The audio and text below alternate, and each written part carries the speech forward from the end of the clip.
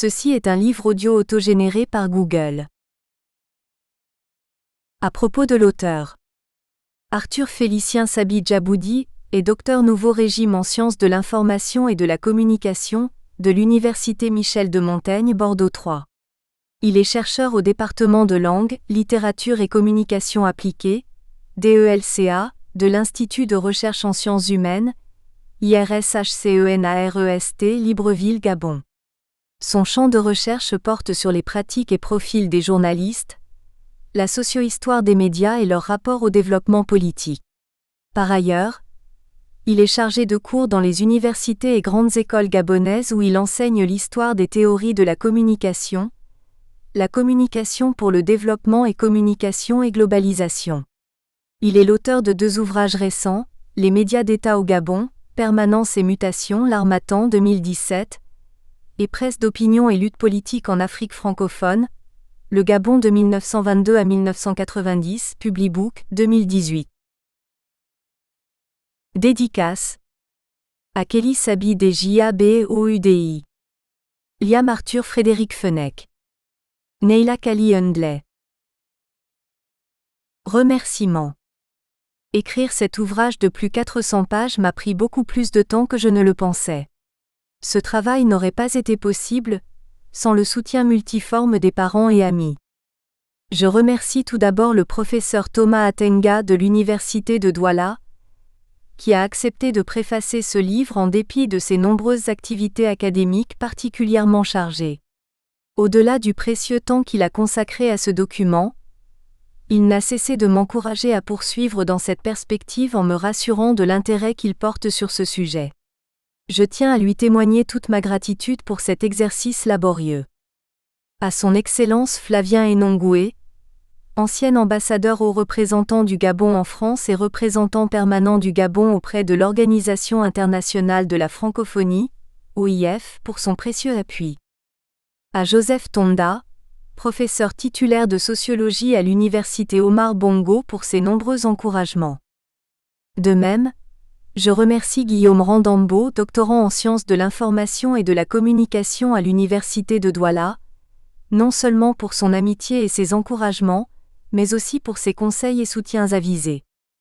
J'exprime ma gratitude envers M. André Tourneux de Belgique et Mme Myriam Marina Hondo, enseignante-chercheur à l'École normale supérieure, INS de Libreville, pour leurs relectures attentives de cet ouvrage, ainsi qu'envers mes collègues chercheurs du département de langue, littérature et communication appliquée, DELCA de l'Institut de recherche en sciences humaines, IRSHCENAREST pour leurs encouragements.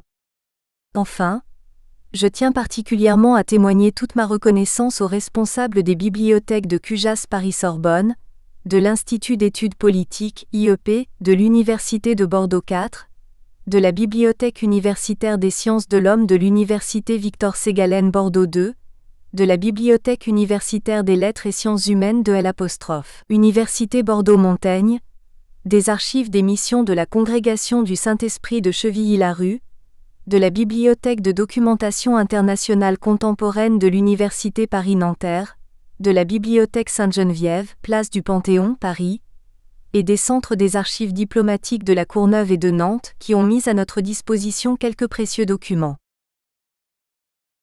Préface. Thomas Atenga. Médias et pouvoirs de tous ordres font système au Gabon. Il en découle depuis la décolonisation une politique de communication ponctuée de séquences, de phases dont Arthur Félicien Sabi Djaboudi suggère ici une lecture longitudinale. L'approche longitudinale d'une réalité permet de mieux appréhender les niveaux, les tendances, les événements marquants. Elle met l'accent à la fois sur les statistiques, les fractions, les proportions, les registres de transition, les occurrences multiples dans leur contexte de surgissement. Il s'agit non plus seulement de l'étude des évolutions de la communication au Gabon au cours du temps, mais d'une analyse organisationnelle, fonctionnelle, processuelle et conceptuelle de ce droit humain incompressible. Les analyses longitudinales qui se fondent sur cette démarche portent une attention particulière sur les changements ou la stabilité de la réalité étudiée. La combinaison des deux permet d'en saisir l'ontologie, c'est-à-dire à la fois la substance, mais aussi les formes processuelles en construction et déconstruction au travers des temporalités sociologiques, économiques, politiques nationales et internationales. L'ontologie substantielle et processuelle place le chercheur et son lecteur au cœur des forces et faiblesses du fait analysé. C'est ce que donne à saisir ce livre. Les politiques de communication gabonaises depuis la décolonisation en passant par le parti unique, l'avènement de la libéralisation de la vie publique en 1990, le basculement dans les mondes numériques depuis les années 2000, ne sont donc pas étudiés comme des choses, des variables, mais comme des éléments d'un organon qui façonne l'historicité de cet État à mi-chemin entre autocratie dynastique et démocratie illibérale. L'analyse longitudinale des politiques de communication au Gabon d'Arthur Félicien Sabi Djaboudi est compréhensive, parfois critique. Dans l'un et l'autre cas, elle les met en sens pour en élucider les rationalités sociologiques, économiques, politiques et bureaucratiques. Au gré des conjonctures politiques internes et externes, ces politiques s'inscrivent dans une histoire qui met en relief des relations asymétriques entre médias, information, pouvoir, public urbain, communauté rurale, etc., et leur rapport au développement. Ces politiques ont-elles contribué à l'avènement des formes contemporaines de citoyenneté ? Ou ont-elles renforcé les imaginaires ethno-régionaux clivants du gouvernement du bien commun ? Ont-elles contribué à l'évolution économique et démocratique de la société gabonaise ? Autant d'interrogations que l'ouvrage aborde tantôt avec réserve, tantôt avec la liberté des travaux académiques. Les politiques de communication gabonaises sont analysées comme dispositifs qui devaient et doivent aider l'État à faire changer les comportements des citoyens sur les questions et enjeux de développement, notamment dans un petit pays subissant de plein fouet les conséquences des luttes HE monique sous-régionales et les affres de la mondialisation économique et culturelle. Ces politiques sont restituées comme tentant depuis la décolonisation, de se construire en articulant idéologie du rôle des moyens de communication sociale, système socio-économique et développement technologique. Les configurations qu'elles ont prises ont eu des effets puissants sur les rapports de pouvoir entre acteurs, sur les institutions et les débats pour tenter de contrôler l'opinion, de fabriquer des formes de légitimation de l'action de l'État, etc. Elles se sont accompagnées de mutations lentes dans la morphologie des représentations du pouvoir et ses perceptions sociales, dans un environnement où éthos dynastique, autoritarisme, ouverture démocratique et extraversion économique s'enchâssent. Sans être son ambition initiale, le livre est finalement une économie politique de la communication au Gabon depuis la fin des années 1950 jusqu'à la période actuelle. Économie politique de la communication appréhendée selon l'héritage des théories critiques, qui privilégient l'approche par les superstructures, l'idéologie. Il s'intéresse dans le même temps aux conditions et modes de production, ainsi qu'à leur fonctionnement. Démarche duale qui le place au cœur de la centralité de l'analyse socio-économique, et particulièrement dans la perspective des théories classiques et néoclassiques qui rendent compte des rapports sociaux, des relations de pouvoir qui structurent la production, la distribution des échanges et des ressources de communication. La fortune de l'exercice est inégale, mais fructueuse en ce sens que le livre réussit à restituer la complexité des politiques de communication au Gabon dans la sociologie de leur culture de production, mais aussi leurs contradictions, leurs tensions, les variations de leur légitimation sociale, etc. À travers le livre, le lecteur s'imprègne des spécificités de la production et de la consommation des biens communicationnels, de l'activité créative des acteurs sociaux, des phénomènes de déséquilibre et de domination, de la diversité des formes institutionnelles, etc. En articulant ces préoccupations aux problèmes que la mondialisation pose, des points de discussion demeurent. Dans la politique de production et de distribution de contenus informationnels et culturels, quelle est la place des rapports sociaux ? Comment l'État oligarchique et dynastique et ses institutions se protègent-ils ? Quel profil des usagers et récepteurs de ces politiques en émerge ? Comment Internet et les médias sociaux viennent-ils réordonnancer l'ensemble ? Face à toutes ces interrogations, et face à la pluralisation des acteurs tant nationaux qu'internationaux immiscés dans la définition de cette politique de communication, comment concilier ces nouveaux designs, ces nouveaux enjeux et leur logique technologique et médiatique ? Il s'ensuit une économie politique de la communication au Gabon au croisement de l'État-spectacle, de la marchandisation de l'information, de la culture et ses dérivés symboliques dans un espace public fragmenté par divers types de clivages, ethniques, sorcellaires, politico-ésotériques. Elle s'est déconstruite au fil du temps par une utilisation pas toujours rigoureuse des ressources publiques qui y étaient dédiées, par un manque de transparence vis-à-vis du citoyen, par une planification souvent hasardeuse pour ne pas dire conjoncturelle. La nouvelle économie politique de la communication que le livre d'Arthur Félicien Sabi-Djaboudi propose en filigrane l'inscrit dans une vision globale et inclusive, État, acteurs gouvernementaux, privés, citoyens, etc., autour de missions, objectifs et valeurs, la politique de communication au service de la prospérité économique, de la lutte contre la pauvreté, l'exclusion sociale, de l'équilibre sociétal fondé sur le genre, d'une meilleure utilisation des ressources humaines, de la concertation et du dialogue, de la participation communautaire. En somme, une politique de communication qui promeut la cohésion, l'harmonisation des pratiques, l'efficacité de l'action gouvernementale. Dans un monde globalisé, elle vise à instaurer une communication de proximité adaptée aux réalités locales et régionales permettant de s'adresser et d'atteindre de manière efficiente les différents publics, individus, ménages, entreprises, touristes, etc. Une telle politique renonce à la culture de l'immédiateté, de l'improvisation, pour une approche stratégique du temps qui sache énoncer, anticiper, planifier les enjeux à court, moyen et long terme. La prise en compte de la longue durée permet de mieux gérer et s'adapter aux contraintes, de modifier les orientations stratégiques, de transformer les dispositifs opérationnels et de capitalisation des savoirs itératifs. Le livre affirme enfin qu'une politique de communication ne se définit pas ex abrupto. Elle tient compte des référents identitaires, de la singularité des publics, des évolutions socioculturelles et technologiques ainsi que des comportements qui en dérivent. En redéfinissant une nouvelle économie politique de la communication, c'est toute la communauté politique qui se refonde. Professeur Thomas Atenga. Département des sciences de l'information et de la communication. Université de Douala, Cameroun. Introduction. Une abondante littérature publiée dans les années 1950 à 1960 a mis en valeur l'importance de l'information dans le processus de développement économique, social et culturel des sociétés africaines. En effet, après la période coloniale, un défi majeur, combler les manquements que la puissance tutrice n'avait pu réaliser pour prétendre se hisser au niveau des sociétés modernes, animait les leaders africains. Ce défi concernait entre autres les moyens de communication. Pendant la période coloniale, les premiers journaux ont eu pour vocation de servir d'abord l'administration métropolitaine et ses agents ou les stratégies d'évangélisation des missions, avant de jouer une fois les libertés politiques octroyées après la Deuxième Guerre mondiale, le rôle de porte-voix des ambitions locales.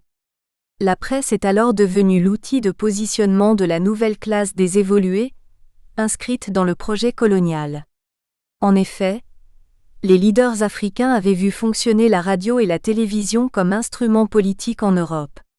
Dès l'introduction de ces médias sur le continent africain, ils gagnèrent l'enthousiasme des populations, et la place qu'occupèrent désormais ces supports de diffusion collective et surtout leur toute-puissance dans l'organisation sociale amena rapidement les leaders africains à adopter des mesures restrictives en imposant le monopole de l'État sur les médias de service public sous le prétexte que ces derniers devaient servir les objectifs prioritaires d'unité et de construction nationale. Legs colonial, l'utilisation pratique et l'encadrement administratif des médias seront inspirés par certains régimes politiques occidentaux dont les idéologies commençaient à faire recette en Afrique. Car leur apparition a reposé, quel que soit le lieu et l'époque concernés, sur une conjonction de facteurs sociopolitiques et de progrès techniques. Pour ainsi dire, un système médiatique s'inscrit dans une histoire qui elle-même se construit sur des évolutions politiques, car les médias ont été de tout temps des vecteurs d'information entre les pouvoirs et leurs sujets, ou entre des communautés proches ou lointaines. Dans ce contexte, des experts œuvrant dans ce domaine, dont l'UNESCO, vont mener des études sur les systèmes d'information et de communication dans plusieurs pays du monde. Car selon ces spécialistes, l'information crée le climat nécessaire à la constitution d'une nation, En rappelant sans cesse au public les objectifs nationaux et les réalisations nationales, les moyens modernes d'information utilisés judicieusement peuvent contribuer à intégrer les communautés isolées, les minorités disparates. Pour Wilbur Schramm, l'information joue un rôle de premier plan dans le processus de développement. D'après lui, l'évolution d'une société exige avant tout que les gens eux-mêmes évoluent. C'est en ce sens que les moyens modernes de communication sont si importants pour le développement. Une conviction que partage et confirme Suzanne Laurent à propos de l'Afrique. Dans le cadre du développement économique, politique et social des jeunes États indépendants d'Afrique noire, le rôle des communications est essentiel. Il apparaît alors dans la mise en relation des deux mondes étrangers que sont les élites urbaines occidentalisées et les masses rurales sous-développées. Il apparaît aussi lorsqu'il s'agit de l'introduction des techniques modernes dans une société en transition. Se fondant sur l'impact des médias dans l'accomplissement de l'œuvre de construction nationale et de développement économique et social, les différents gouvernements gabonais vont utiliser les techniques de communication à la fois pour provoquer un changement d'attitude et de comportement de la part de la population, et pour franchir les barrières qui séparent les différentes ethnies à l'intérieur du pays. La façon de transmettre le message politique, les idées nouvelles ou les techniques modernes est l'un des éléments qui conditionnent la participation d'un peuple.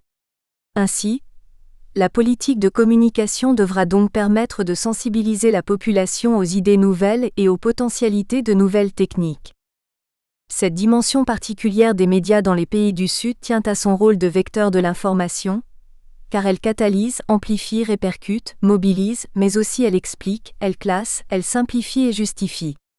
Partant de l'affirmation selon laquelle les moyens de communication de masse sont nécessaires pour enclencher le développement, l'UNESCO, dans une de ses nombreuses études, a abouti au constat selon lequel il est difficile de donner une définition rigoureuse de la notion de politique de l'information et de la communication tant son emploi varie selon les pays.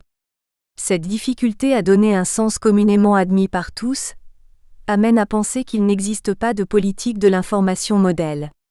Il existerait plutôt des politiques variées qui dépendent de la conception de l'information de chaque pays membre de l'UNESCO, de son système socio-économique, de son idéologie politique et de son développement technologique. Dans cet esprit, l'UNESCO souligne que la politique de l'information peut être incorporée dans la politique générale de la nation, dans les statuts. Elle se définit ainsi comme une série de principes et de normes mises en place pour piloter le comportement des systèmes de communication. Au fil du temps, elles sont façonnées dans le contexte général de l'approche de la communication et des médias par les sociétés. Construites sur les idéologies politiques, les conditions économiques et sociales du pays et les valeurs sur lesquelles elles sont basées, elles s'évertuent à les mettre en relation avec les besoins réels et le potentiel de la communication. En réalité, le régime de l'information dans les pays du tiers-monde s'est toujours caractérisé par le rejet des formules libérales, alors que toutes les constitutions se sont inspirées des mêmes principes qui ont servi de base à la Charte de 1881. Si, d'une manière générale, les régimes judiciaires excluent le contrôle gouvernemental, dans la pratique ce principe n'est pas toujours suivi. La plupart des constitutions consacrent le droit à l'information, à la communication et à l'expression des opinions. La liberté est le droit le plus constitutionnalisé, et est souvent affirmé dans les mêmes termes dans des textes fondamentaux établissant des régimes constitutionnels différents. Le pouvoir politique dispose encore d'un ensemble de moyens, a priori ou a posteriori, occultes ou parfaitement légaux, pour entraver la circulation des informations et des opinions. Ainsi, l'État intervient pour légiférer et réglementer l'information. Il en va de la sorte au Gabon, où l'État jouit du monopole de la diffusion et où des dispositions ont souvent été prises pour déterminer, dans l'intérêt de la légalité, de l'ordre public, les limites de la liberté de l'information. Dans les systèmes autoritaires, modèle dont s'est inspiré l'État gabonais comme d'autres gouvernements africains, le pouvoir est concentré autour d'un homme, d'un groupe et d'un parti. C'est le régime de l'idéologie officielle, de l'asservissement des individus. Avec l'accession du pays à l'indépendance en août 1960 s'ouvre une nouvelle ère pour la presse dans le but non pas de consolider le pluralisme et de renforcer les libertés, mais au contraire de renforcer le contrôle de la presse par la nouvelle classe politique. L'influence politique et sociale exercée par la radio et la télévision, particulièrement en raison de leur audience permanente et universelle, fait de ces médias des instruments incomparables d'orientation des esprits, de formation de l'homme, de direction de l'opinion. Les congrès, séminaires et réunions des instances du parti au pouvoir sont dès lors consacrés au rôle de l'information dans la transformation politique et sociale du citoyen. Cette inévitable intervention directe de l'État et du parti dans le domaine de l'information est loin d'être moderne. La spécificité des phénomènes sociaux liés à l'information, mais plus encore le rôle politique joué par les moyens d'information ont très vite entraîné la création d'une législation et d'une réglementation spécifiques à la presse puis aux moyens audiovisuels. On peut donc comprendre aisément, au vu de ces réglementations communes à divers pays d'Afrique, que la voix de l'écrivain kényan Hilary Ngweno se soit levée pour affirmer que la liberté de la presse est une notion dépourvue de sens dans un pays où la survie est le seul objectif des populations. Le rôle de la presse est de préserver l'unité nationale et de promouvoir au développement économique. Dès leur création, la radio et la télévision seront soumises à la tutelle gouvernementale. Ce procédé se justifiait par le fait que l'organisme chargé de l'exercice du monopole poursuivait des objectifs de service public dont l'État, par l'intermédiaire du gouvernement, devait assurer le respect de l'ordre public. Dans ces conditions, au regard de l'évolution de la société moderne, l'État a la responsabilité d'adapter le système politique et socio-économique aux transformations actuelles, d'engager les organisations et les individus dans la culture des nouvelles technologies de l'information et de la communication. L'État doit jouer le rôle d'impulsion en élaborant des politiques et des stratégies qui stimulent l'information concernant le développement des télécommunications et favorisent la créativité et l'innovation. Il s'agit de libéraliser les secteurs à forte valeur ajoutée, de promouvoir la concurrence et l'initiative privée par la mise en place d'un cadre d'investissement attrayant. L'État a également un rôle de régulation à jouer. Il doit veiller à la démocratisation de l'accès aux nouvelles technologies afin que celles-ci ne deviennent un autre facteur d'exclusion sociale entre les individus et entre les régions. Il doit adopter des programmes pour le développement de l'infrastructure dans les zones rurales, promouvoir l'accès du public aux technologies de la communication dans les centres urbains et ruraux. Le défi est immense quand on considère que les technologies de l'information et de la communication peuvent jouer un rôle crucial dans l'effort mondial visant à faire reculer la pauvreté et à créer une vie meilleure pour tous. Au regard de ce qui précède, la problématique de ce travail postule l'idée selon laquelle il n'y a pas de démocratie sans information libre et de qualité. Sur la base de ce principe, de nombreux questionnements surgissent à savoir: comment garantir la liberté de la presse contre les velléités éventuelles de contrôle des pouvoirs politiques? Et s'il est bien admis que le degré de contrôle est fonction du système politique et détermine le degré de liberté, quel est le degré de ce contrôle? L'hypothèse centrale de cette étude, spécialement consacrée à l'expérience gabonaise, vise à démontrer que les médias sont au cœur de l'État, qu'ils s'inscrivent et se développent à l'intérieur du système politique en vigueur au Gabon, parce que l'État est tuteur de ces médias, garant de la liberté de l'information et protecteur du citoyen contre les déviations possibles de l'information. Le soutien univoque des médias publics au gouvernement trouve ainsi son explication dans le rapport parfois tumultueux du pouvoir politique avec les médias publics. Dans ce contexte, le processus démocratique ne peut se réaliser que dans un lieu privilégié appelé espace public, au moyen de la discussion délibérative qui suppose l'existence du modèle de communication unidirectionnelle et verticale entre trois acteurs de la scène politique dans les États africains: les institutions politiques, les masses médias et les citoyens.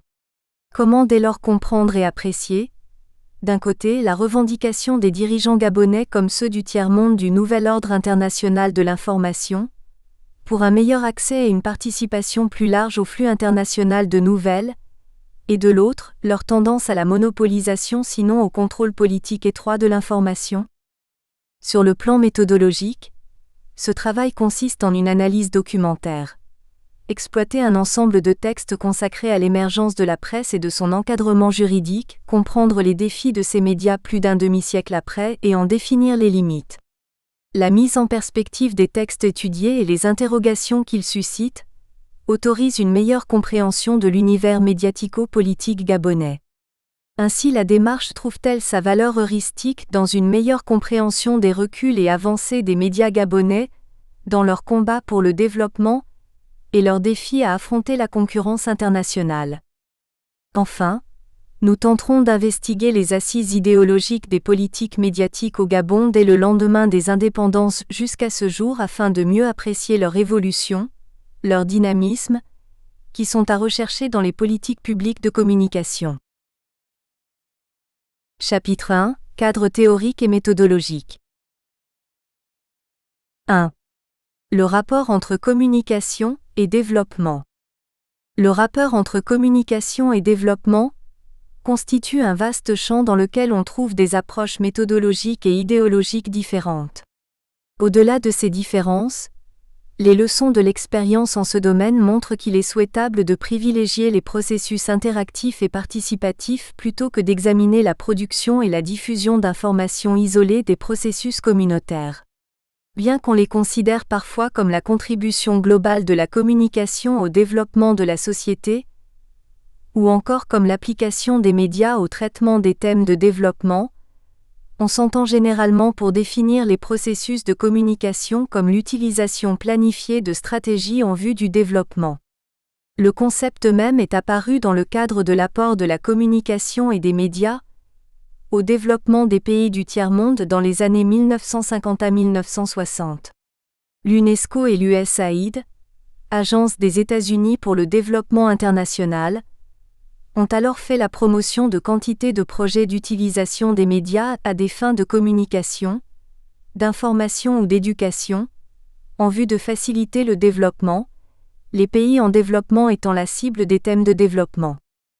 Les relations entre les flux d'information et le développement, au niveau national ou local, sont mieux connues depuis quelques années, de même que le rôle des processus de communication pour accompagner les changements sociaux et individuels.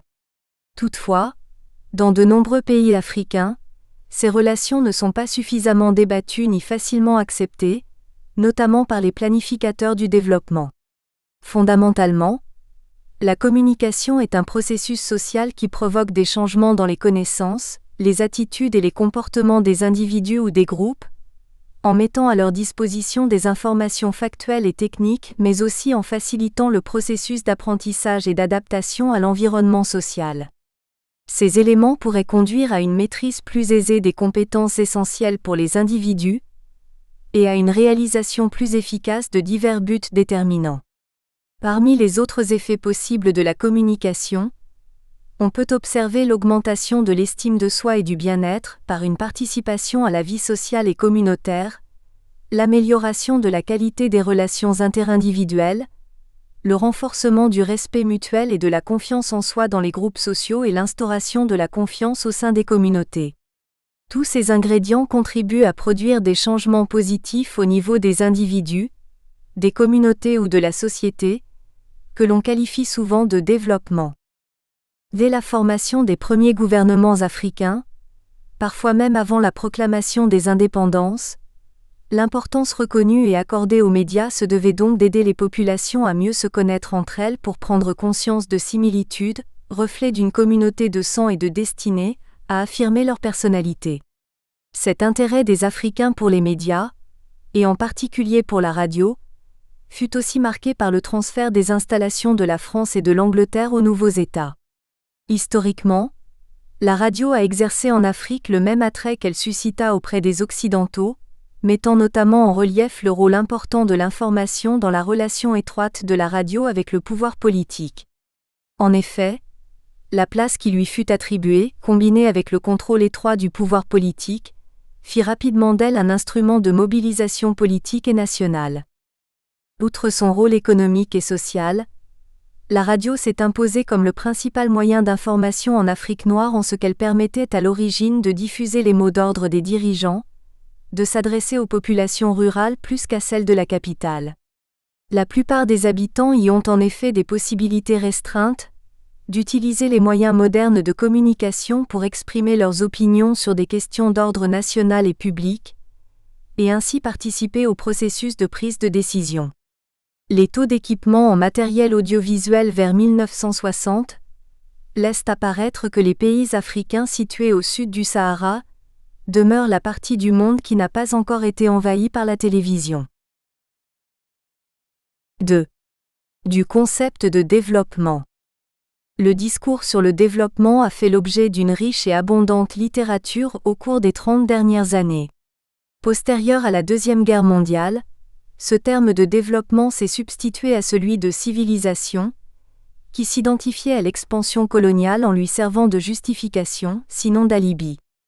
Rudyard Kipling, qui s'appuyait parfois sur les thèses racistes postulant la supériorité de l'homme blanc, était convaincu qu'un effort civilisateur compenserait l'exploitation coloniale, conséquence du développement capitaliste de la fin du XIXe siècle. Héritage du positivisme, le concept de développement n'est pas à confondre avec les notions de croissance et de progrès. Utopie, élément d'une croyance moderne établissant la nécessité du progrès de la connaissance, le développement est perçu depuis longtemps comme une évidence, une aspiration universelle, le bonheur de tous pouvant être assuré par le progrès, la connaissance sans limite et la production de biens et de services. La problématique du développement laisse libre cours à diverses réactions selon les tendances politiques, idéologiques et géographiques. Plusieurs postulats sous-tendent une explication exhaustive du développement, liant celui-ci à la possibilité que chaque nation soit en mesure de l'atteindre, s'inspirant des sociétés les plus développées et parvenant de la sorte à rattraper rapidement leur retard. Les difficultés qu'ont générées certaines politiques de développement ne cadrent pas toujours avec les aspirations et la culture des sociétés. Terrain d'expérimentation, les pays latino-américains, asiatiques et africains, ayant souffert de la colonisation et aspirant à l'indépendance, à partir d'un vaste mouvement de décolonisation, vont adresser aux pays du Nord une virulente critique de leur conception du développement et de l'esprit humain jugés ethnocentristes. Révélatrice du sous-développement de l'Afrique, la mondialisation remet en cause le concept de développement qui a longtemps entretenu la propagande et la langue de bois dans les médias. Les dirigeants des anciens peuples colonisés appelés sous-développés, ensuite pudiquement en voie de développement, ont cru, sous l'impulsion de l'UNESCO et de l'ONU, que les médias électroniques, radio et télévision, permettraient de combler le retard dû à l'analphabétisme. Inspirés des idées évolutionnistes et darwinistes en anthropologie et en biologie, la conception sous-jacente au développement est que chaque société est en mesure de devenir une nation industrielle, mais à condition qu'elle s'inspire du modèle des sociétés avancées, celles-ci préfigurant leur avenir et leur rendant possible un rattrapage rapide. Selon François Pérou, le développement se définit comme la combinaison des changements politiques, sociaux, techniques, culturels et mentaux d'une population, qui la rendent apte à accroître durablement les différents progrès individuels et collectifs. Dans la résolution sur le développement économique des pays en développement, votée le 4 décembre 1948 par l'Assemblée générale des Nations unies, la finalité des politiques de développement est appuyée par la coopération internationale, c'est-à-dire l'assistance technique puis le transfert des capitaux du Nord vers le Sud par le biais de la Banque mondiale. Le discours d'investiture du président des États-Unis Harry Truman, le 20 janvier 1949, interpelle l'opinion par sa nouvelle vision du développement. Il nous faut lancer un nouveau programme qui soit audacieux, et qui mette les avantages de notre avancée scientifique et de notre pensée industrielle au service de l'amélioration et de la croissance des régions sous-développées. Ainsi, une relation étroite est établie entre le développement, progrès technique et modernisation. Les transferts de technologie reposent sur des savoir-faire. L'instruction et notamment l'alphabétisation apparaissent comme des instruments indispensables pour transmettre des savoirs et des savoir-faire. Ce modèle de développement concevait la communication comme un processus de masse et de grande envergure, basé sur l'augmentation de l'activité économique et le changement de valeurs et d'attitude. Il se fondait sur l'idée qu'il suffisait de diffuser les connaissances et les innovations venant du Nord, pour qu'elles soient adoptées par le Sud. Théorisée par Walt Rostow, cette approche développementiste considérait que la croissance de la société industrielle était le degré zéro de l'histoire et de l'industrialisation, comme un processus irréversible suivant obligatoirement le même chemin que celui tracé par les pays européens. Plusieurs théoriciens se sont essayés à mobiliser les médias, en vue d'apporter des réponses claires sur le devenir du monde face aux mutations observées. De ce constat, il apparaît, selon les tenants de la théorie de la modernisation, que l'internationalisation des médias contribue à moderniser les sociétés, notamment celles du tiers-monde.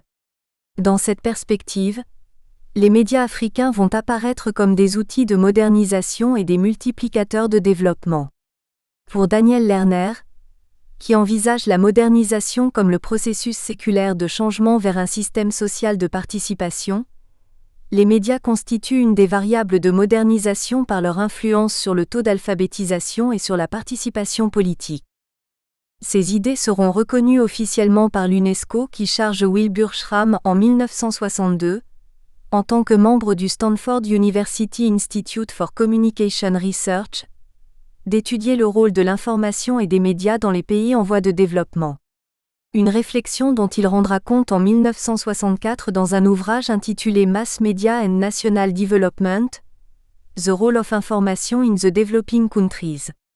Comme l'a bien indiqué Sylvie Capitan, les dirigeants africains appuieront cette idée, et souvent pour des raisons politiques, imposeront un monopole étatique sur les médias de masse afin que ces derniers remplissent leur mission de développement et de construction d'un sentiment national. Dans les années 70, le discours se modifie, sous l'influence de la pensée critique d'inspiration marxiste qui influe les sciences sociales dans leur ensemble. Le tiers-monde n'est plus vu sous le prisme tradition-modernité, mais sous celui de la domination. L'Occident est au centre d'une ère de domination à profil concentrique, dans laquelle le tiers-monde n'est qu'une périphérie exploitée par le centre. Le rapport de la Commission Sud, Défi au Sud, rédigé sous la direction de l'ancien président tanzanien Julius Nyerere, propose la définition suivante. Le développement est un processus qui permet aux êtres humains de développer leur personnalité, de prendre confiance en eux-mêmes et de mener une existence digne et épanouie. C'est un processus qui libère les populations de la peur du besoin et de l'exploitation, et qui fait reculer l'oppression politique, économique et sociale. C'est par le développement que l'indépendance politique acquiert son véritable sens. En vogue au cours des années 1970 et 1980, ce paradigme tenait le modèle occidental comme l'exemple économique à suivre en vue d'atteindre le développement. De telles idées ont animé les réflexions de l'UNESCO, lors de sa 21e session ordinaire du 23 septembre au 28 octobre 1980 à Belgrade, où elle jette de nouvelles bases pour la circulation équilibrée de l'information mondiale et une politique de communication plus juste et efficace. Le rapport MacBride, 25 octobre 1980, témoigne en ce sens de l'idée que les anciens modèles utilisaient la communication surtout pour faire la diffusion de l'information et faire comprendre à la population les bénéfices que promet le développement et les sacrifices qu'il exige. L'imitation d'un modèle de développement, fondé sur l'hypothèse que la richesse, une fois née, s'infiltrerait automatiquement dans toutes les couches de la société, comprenait la propagation des pratiques des communications de haut en bas. Les effets ont été très éloignés de ce qu'on escomptait. Au chapitre des grandes préoccupations, ce rapport s'est penché sur le problème de la circulation et de la liberté de l'information, de son contenu, de la nécessité de sa démocratisation, de sa contribution au développement et sur la réalité et le poids de l'opinion publique. Il définissait la démocratisation comme un objectif impératif à poursuivre, car elle est le processus par lequel l'individu devient un partenaire actif et non un simple objet de la communication. La variété des messages échangés augmente. Le degré et la qualité de la réglementation sociale dans la communication ou de la participation sont augmentés. Les thèses des modernistes, composées des chercheurs américains dont Daniel Lerner, Wilbur Schramm et Everett Rogers, postulent l'idée que les techniques communicationnelles employées relèvent d'un modèle linéaire allant du haut vers le bas. Par exemple, Wilbur Schramm, chargé par l'UNESCO d'étudier le rôle de l'information dans les pays sous-développés, confère. Mass Media and National Development, 1964. Développe 14 recommandations qui forment les jalons d'un système d'information basé sur la nécessité d'étudier la circulation de l'information. La planification de la croissance des moyens d'information. L'intensification de la communication des médias. La formation du personnel. La coopération régionale. Ces recommandations insistent sur l'opportunité de mener des enquêtes, des audiences, et d'utiliser de nouvelles techniques de mass média pour aboutir aux objectifs de développement de la société. Il est vrai qu'aucun pays en voie de développement n'a jusqu'ici utilisé toute la puissance de l'information économique et sociale. Schramm voit dans les médias des multiplicateurs de ressources didactiques pour créer le développement. Ainsi, il préconise que les nations pauvres fassent une évaluation minutieuse et impartiale de la circulation de l'information à l'intérieur de leur pays, et planifient une croissance équilibrée et mesurée des moyens d'information afin de permettre leur soutien réciproque, les médias étant décrits comme la servante et l'allié du développement national dans tous ses aspects. Le développement économique doit dépendre aussi de la communication, acte par lequel les états d'esprit formulés par certains auteurs sont communiqués à des gens qui ne les possèdent pas. Daniel Lerner, dans son ouvrage The Passing of Traditional Society Modernizing the Middle East, 1958, réfléchit sur les conséquences de la circulation internationale des médias pour le devenir des nations. Il considère le développement comme un phénomène global, auquel participent des variables dépendantes, dont les médias. La participation aux médias, donc à la communication, représente selon lui la deuxième plus forte corrélation des variables identifiées après l'alphabétisation. D'après lui, l'internationalisation des médias joue un rôle central dans la transformation des sociétés traditionnelles du tiers-monde en sociétés modernes. Dans la ligne des réflexions de Lerner, 1958, le sociologue et théoricien de l'information américain Everett Rogers est particulièrement intéressé à la diffusion des innovations. Diffusion of Innovation, 1962-1983 pour la 3e édition.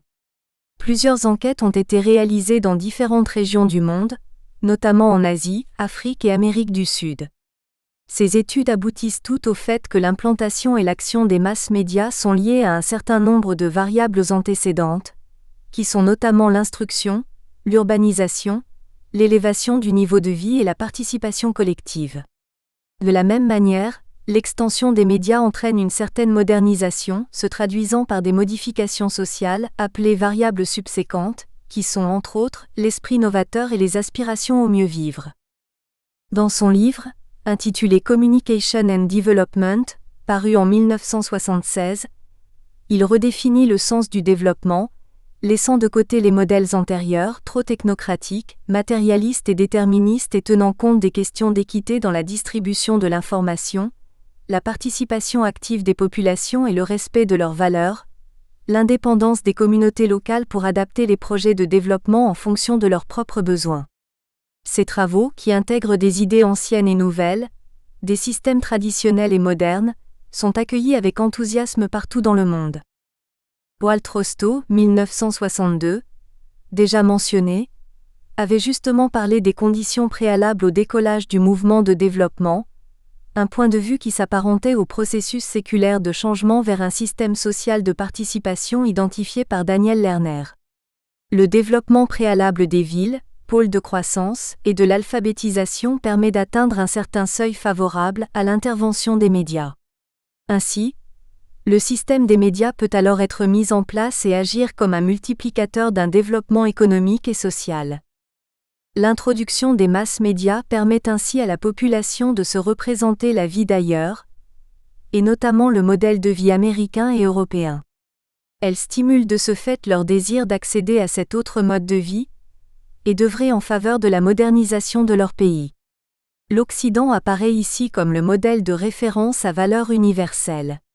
C'est dans cette logique que l'UNESCO expérimente en Asie et en Afrique les tribunes radiophoniques en vogue au Canada. En Inde, l'exemple s'est traduit dans le milieu agricole, mais aussi dans les domaines de la santé et de l'éducation. L'expérience de cette politique agricole vouée à l'échec sera critiquée, selon Margot Tedesco, pour son réductionnisme et son fonctionnalisme. Le modèle diffusionniste utilisé surestimait le caractère permanent du changement, en même temps qu'il sous-estimait l'environnement social et culturel. Dans la perspective communicationnelle, La démarche est employée sous l'angle d'un modèle linéaire allant du haut vers le bas, axé sur l'individu et non sur la société et destiné à changer les mentalités en s'appuyant sur les moyens de communication de masse. Cette approche qualifiée d'horizontale ou de communication ascendante a montré ses limites, notamment avec les échecs de politiques de développement jugées inadaptées, donnant ainsi la priorité au développement des États, identifiés aux classes dirigeantes. Défenseur et héritier de l'esprit colonial des pays européens, cette stratégie jugée impérialiste sur le plan culturel s'inscrit dans la croyance en l'extension planétaire de l'économie de marché et en la force civilisatrice de la technologie. Fruit du génie occidental, la technologie considérée comme manière de penser, d'agir et de sentir devait être partagée par toute l'humanité, signe d'interconnexion globale. C'est à juste titre que le sociologue canadien Marshall McLuhan, de l'Université de Toronto, a eu le mérite d'ouvrir aux mass médias des perspectives nouvelles, avec ce qu'il a dénommé le déterminisme technologique. D'après lui, le même message change chaque fois selon la nature du moyen de communication utilisé, car au fond le message, c'est le médium. McLuhan établit une sorte de philosophie de l'histoire du progrès scientifique dans les trois âges que constituent l'âge tribal, l'âge de Gutenberg et l'âge de Marconi, ce dernier étant considéré comme la galaxie où le règne de l'électronique. Pour l'intellectuel canadien, les moyens de communication de masse sont de véritables agents du changement social et culturel dans un espace de plus en plus rétréci. L'interdépendance nouvelle qu'impose ce média recrée le monde à l'image d'un village global. Le théoricien de la communication définit trois procédés de communication de masse, correspondant à trois types de sociétés selon l'apparition historique du média. La communication orale est la société tribale, dominée par la mentalité mythique et la culture archaïque. La communication écrite, caractérisée par l'imprimerie et l'individualisme. La communication électrique du village global, et de la participation. Ces trois âges ou étapes du développement du processus de communication, explique McLuhan, ne se sont pas effectués de façon harmonieuse. Le terme de l'histoire est formé par une lutte incessante entre les médias chauds et les médias froids. La victoire finit par revenir aux médias froids qui préfigurent la phase finale des prolongements de l'homme, celle de la stimulation technologique de la conscience. En considérant les médias comme moyen d'accroître la diversité, de développer la démocratie et d'émanciper, Armand Matlar affirme, avec la force et la conviction qu'on lui connaît, que les médias ont pour mission de permettre l'égalité des hommes et l'unification des peuples en ce sens que la culture de l'autre devient ma propre culture. Grâce à la modernisation et aux nouvelles technologies, destinées à améliorer le développement des nations, l'harmonie entre les hommes serait renforcée. Cette vision développementiste, idéologie du progrès et du mode de pensée du Nord, a fait l'objet de critiques. Comme le pense Herbert Schiller, elle s'inscrit dans une logique de domination de l'idéologie capitaliste contrairement à l'approche dépendantiste et intégrative. Selon cette vision, l'Assemblée générale des Nations unies en votant le 4 décembre 1948 la résolution sur le développement économique des pays insuffisamment développés, avait en fait officialisé le concept qui allait devenir un des maîtres mots de l'ONU et de l'UNESCO avec la naissance de nouveaux États issus de la décolonisation autour des années 1960. Dégagé de toute référence à une supériorité ethnique ou civilisationnelle, le concept de développement serait ainsi parti du décalage constaté entre la très forte croissance de la production au lendemain de la guerre dans le monde occidental et le sous-développement de l'Afrique. Les théoriciens du paradigme de la dépendance considèrent que les problèmes du sous-développement ne sont pas attribuables à la mentalité primitive des peuples, mais des relations inégales entre le Nord et le Sud, entre les élites urbaines et les zones rurales du Sud. Ce sont les pays développés qui imposent leurs programmes aux pays qu'ils aident, et ils considèrent cette aide au développement comme une extension de leur commerce extérieur pour écouler des produits excédentaires, des biens de consommation ou des biens impliquant une dépendance économique. Ils prétendent réagir aux inégalités économiques et structurelles, à savoir que les obstacles du développement proviennent d'abord des facteurs exogènes, c'est-à-dire du système économique international. Dans cette logique, l'autonomie économique ou politique n'est envisageable qu'à la condition d'une remise en cause complète de l'impérialisme des pays du Nord sur le Sud. Quant aux médias, ils ne peuvent agir comme agents du changement puisqu'ils transmettent les messages occidentaux et l'idéologie capitaliste et conservatrice. Certains dépendantistes vont jusqu'à préconiser l'autosuffisance et le rejet de l'aide au développement, qualifiés de cercle vicieux et stratégie de soutien de la pauvreté et de la mendicité des pays du Sud. 3. Le sous-développement et ses caractéristiques. L'expression « pays sous-développé » peut être caractérisée par des critères économiques ou non économiques. Les critères économiques se distinguent par le manque de capitaux, l'archaïsme des modes de production, et le déséquilibre entre les ressources matérielles et humaines, la dépendance économique des pays tiers et le déficit budgétaire, la propagation du chômage. Quant aux critères non économiques, ils apparaissent à travers le volume du taux de natalité et la baisse du taux de mortalité, le taux élevé d'analphabétisme, la dégradation du niveau de santé des populations, la mauvaise gestion du temps. L'amélioration des critères économiques exerce un effet positif sur les critères non économiques tels que l'amélioration des conditions de santé et la diminution du taux de mortalité. Plusieurs pays en voie de développement ont vu des augmentations du taux d'investissement et ont fait appel aux moyens de production modernes. Malgré cela, leur réussite a été très modeste. Leur écart avec les pays développés n'a fait que se creuser davantage, en raison essentiellement des structures sociales, culturelles et politiques de ces sociétés qui les imprègnent du caractère du sous-développement. De même, certains pays dits développés, tels les États-Unis, présentent des signes de sous-développement semblables à ceux du tiers-monde. L'acception de la notion de sous-développement va évoluer au sein des organisations internationales et céder progressivement la place à l'appellation de pays en voie de développement. Cette dénomination est un néologisme créé pour désigner les pays du tiers-monde, en référence aux revendications du tiers-État. On parle aussi de périphérie pour souligner l'opposition entre les pays dominants, le centre et les pays dominés. Les pays en voie de développement constituent un cadre de vie de 85% de la population mondiale. Leurs caractéristiques communes sont la prépondérance du secteur primaire, agriculture et mines, la faiblesse de l'industrie, la forte pression démographique, la sous-alimentation, la malnutrition, la faiblesse du revenu par habitant, la pauvreté, la faiblesse de l'épargne nationale, la faiblesse de l'appareil éducatif et de formation. Outre ces caractères communs, les pays en développement se reconnaissent également un passé similaire, la domination coloniale à quelques exceptions près, un itinéraire identique, la longue marche vers l'indépendance, une aspiration commune, le développement. Cette manière de diagnostiquer le sous-développement consolide les thèses déjà émises sur la question.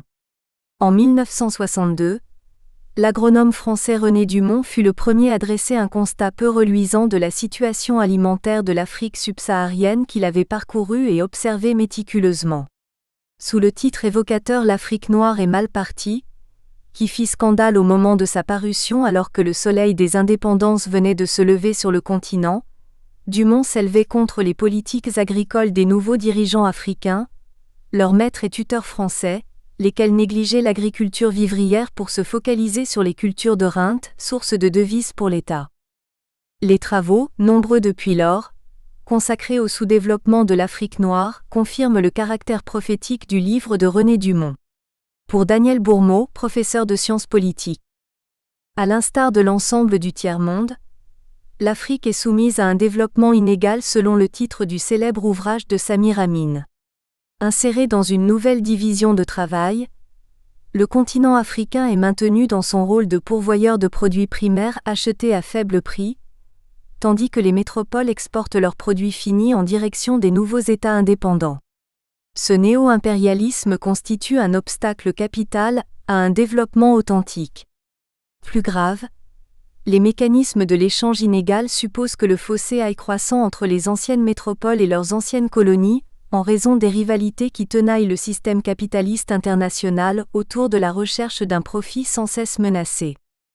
L'Afrique subsaharienne serait ainsi marquée du sceau du péché originel, un déficit démocratique global, responsable du mal-développement. Lequel péché agirait comme une malédiction qui condamnerait les Africains à refuser le développement, selon la thèse polémique de l'essayiste Axel Kabou qui examine avec toute la lucidité nécessaire les mentalités africaines, pour comprendre les raisons profondes de la stagnation du continent noir.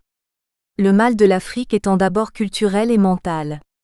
Il a pris sa source dans la colonisation avec la destruction des valeurs traditionnelles africaines de partage, et leur substitution par des mentalités occidentales mercantiles et égoïstes enveloppées par la religion chrétienne. 4. Du concept de politique de communication. En attendant la démocratisation de la télévision, la radiodiffusion demeurera longtemps un moyen efficace et rentable d'informer, éduquer et distraire les populations en assurant un rayonnement des pays au-delà de leurs frontières. Les pays en voie de développement ont au contraire découvert plus tard, avec des conceptions toutes nouvelles, les ressources insoupçonnables de la radio. Lorsque les membres d'une société traditionnelle, éloignés de toute civilisation moderne, se trouvent pour la première fois au contact d'un récepteur de radiodiffusion, ils lui accordent, et c'est compréhensible, un pouvoir surnaturel.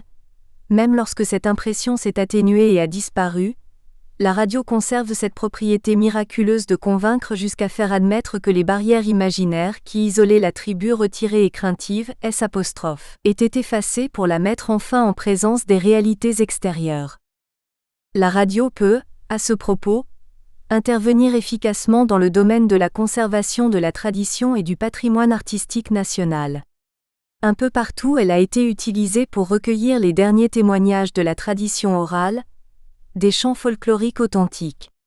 Elle a ainsi pu mettre en valeur et illustrer l'histoire de la nation et des hommes qui en ont fait la grandeur, montrant à ses auditeurs les richesses de leur pays et les encourageant à poursuivre cette conservation. Cette action a eu, depuis quelques années en Afrique noire, des développements intéressants à une échelle internationale. Les albums sonores réalisés par l'Okora et l'ORTF sur le folklore africain représentent des trésors d'archives. La radio intervient ainsi dans tous les domaines de l'information et de l'éducation.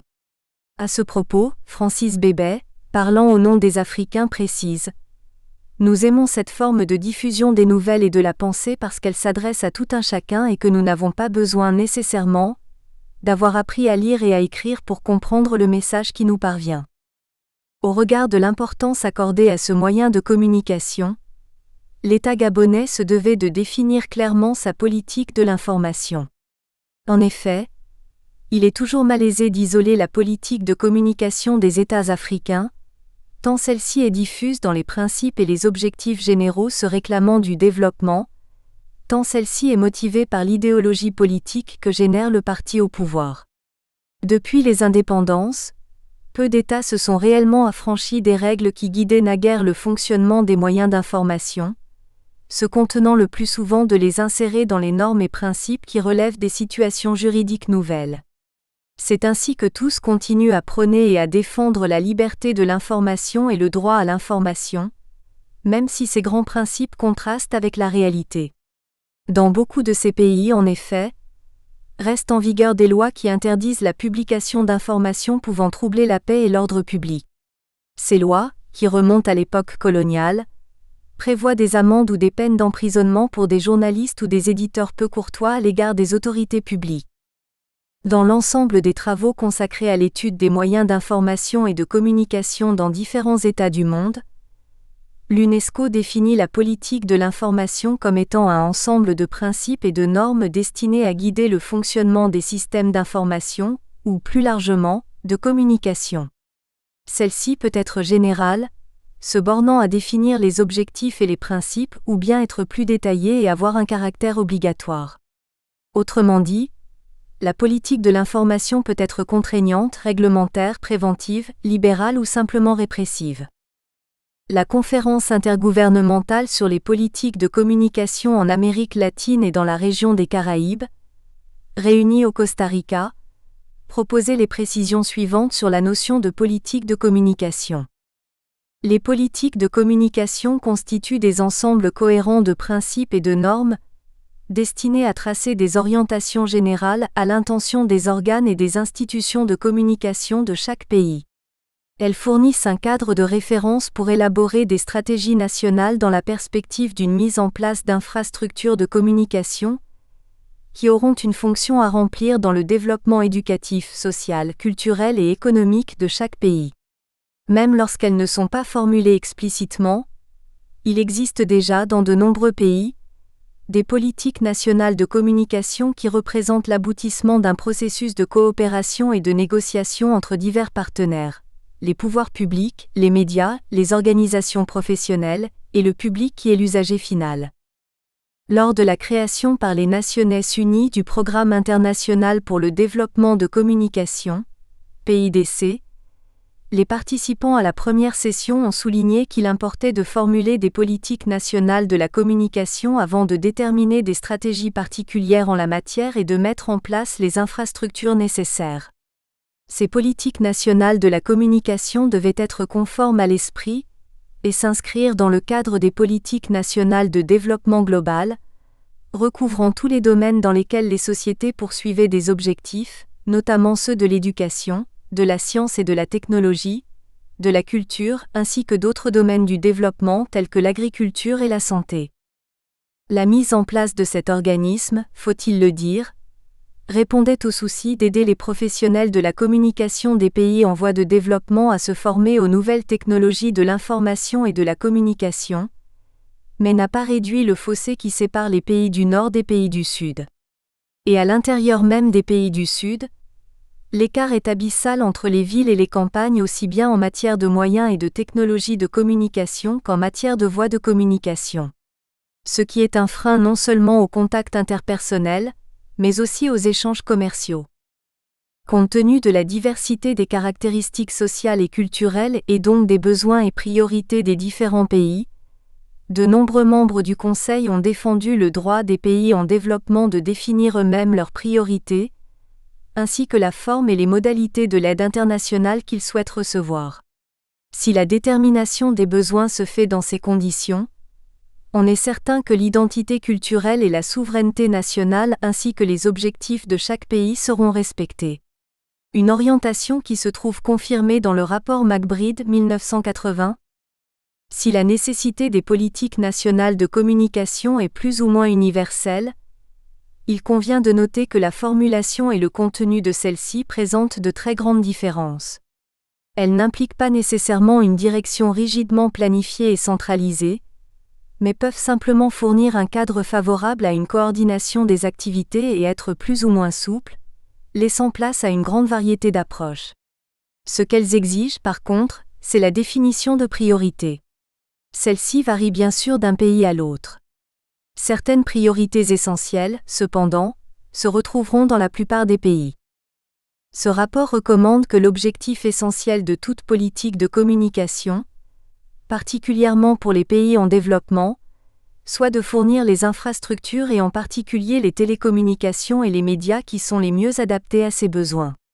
Le développement économique, industriel et technique joue un rôle important dans l'élévation du niveau de vie des peuples et des nations, et doit donc être renforcé. Mais là comme ailleurs, la finalité reste la communication entre les hommes, condition fondamentale de leur épanouissement qualitatif et de celui des sociétés dans lesquelles ils vivent. C'est l'existence de cette communication et sa démocratisation qui peuvent contribuer à l'avènement de cet autre développement, axé sur la qualité de la vie, plutôt que fondé exclusivement sur la quantité de biens produits. En dépit des inquiétudes que suscite le contrôle de l'État sur l'information, aucun gouvernement africain ne renoncera à la surveillance de l'information, qui est associée à tous les aspects de la politique générale. Comme l'explique André-Jean Tudesque, historien et spécialiste des médias africains, la politique de l'information est en effet associée à tous les aspects de l'action politique des gouvernements en Afrique noire. En apparaissant comme un moyen de la politique, la gestion de l'information ne peut qu'être attachée au niveau le plus élevé de la décision politique. C'est le cas de la presse dans de nombreux pays, plus encore des agences de presse et des organes de radiodiffusion. Nous retrouverons dans l'organisation des radios africaines ce poids des structures politiques identifiées à celles de l'État, c'est-à-dire des dirigeants en place. Encore aujourd'hui, cette structure étatique freine la décentralisation nécessaire pour les besoins des populations. 5. Une communication pour le développement. Divers modèles de développement ont marqué les efforts de communication jusqu'à ce jour. Les premiers d'entre eux étaient définis exclusivement selon leurs variables économiques, comme le mentionne le rapport de la commission McBride déjà cité, 1980 page 6. Ainsi, continue Guy Bessette, Centre de recherche pour le développement international, Ottawa, la tendance à la communication de masse a d'abord marqué les 2 premières décennies de l'utilisation des médias dans le développement. Elle correspondait à l'idée qu'il suffisait de diffuser les connaissances et les technologies du Nord pour qu'elles soient adoptées, et entraînent par conséquent le développement du Sud. Cette première vision du développement correspond au paradigme de la modernisation. Le terme de paradigme de dépendance résume cette conception. Selon ce paradigme, les obstacles au développement proviennent d'abord et avant tout de sources externes et non internes, c'est-à-dire du système économique international. En conséquence, les masses médias ne peuvent agir comme agents de changement puisqu'ils transmettent les messages occidentaux et l'idéologie capitaliste et conservatrice. Ce paradigme, encore actif aujourd'hui, a été également critiqué parce qu'il a accentué les contradictions d'ordre international et qu'il n'a pas assez mis en évidence les contradictions d'ordre local et national. Un des modèles issus de ce paradigme et qui a exercé, et exerce toujours, une influence déterminante dans les pratiques de communication pour le développement, est le modèle de conscientisation développé par Paulo Freire. Selon lui, pour qu'elle soit efficace, la communication pour le développement doit être liée à des processus de technicité ou d'acquisition de connaissances et d'habiletés techniques, mais aussi à des processus de conscientisation, de politisation et d'organisation. Dans son modèle, qu'il présente dans son ouvrage Pédagogie des opprimés, la communication pour le développement peut être considérée comme un outil de prise de conscience par la population des diverses facettes des problèmes réels de développement de leur région, un outil qui leur permettra de s'organiser pour réagir collectivement et efficacement devant ces problèmes. En effet, la communication pour le développement constitue un vaste champ dans lequel on retrouve plusieurs approches méthodologiques et idéologiques différentes. Cependant, au-delà de ces différences, on peut souligner que les leçons de l'expérience en ce domaine ont montré qu'il est souhaitable de privilégier les processus interactifs et participatifs plutôt que la production et la diffusion d'informations isolées des processus communautaires. Bien qu'on la considère parfois comme la contribution globale de la communication au développement de la société, ou parfois encore comme l'application des médias au traitement de thèmes de développement. C'est dans les moyens à employer en vue du développement que les différences abondent, qu'il s'agisse par exemple d'étendre la participation à la prise de décision, de renforcer les institutions communautaires, de combler des manques d'information, Boafo, 1985, page 83, de produire un consensus parmi les participants à une initiative de développement, Balit, 1988, page 13, ou encore de promouvoir la justice sociale et la démocratie, Beltran, 1993, page 9. Selon la définition retenue, on trouvera également l'influence de différentes approches et méthodologies visant à atteindre le même but. L'animation communautaire, l'éducation des adultes, l'IEC, information, éducation, communication, le marketing social en sont quelques exemples. Le concept même de communication pour le développement est apparu dans le cadre de l'apport de la communication et des médias au développement des pays du tiers-monde. Comme nous l'avons signalé au début de ce chapitre, dans les années 1950 et 1960, l'UNESCO et l'USAID ont fait la promotion de quantité de projets d'utilisation des médias à des fins de communication, d'information ou d'éducation, en vue de faciliter le développement. D'autres grandes agences des Nations Unies, la FAO, le PNUD et l'UNICEF, ont également promu par la suite la communication dans la réalisation de projets de développement et la création de nouveaux concepts tels que le support de la communication au développement, PNUD et FAO, ou la mobilisation sociale, UNICEF.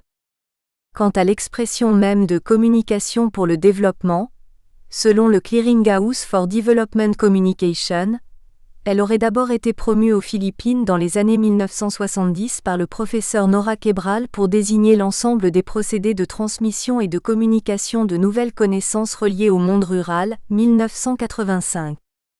Les notions de communication et de développement, qui sont associées par l'UNESCO dans le Programme international pour le développement de la communication, PIDC, ont fait l'objet de discours officiels repris par la plupart des États africains.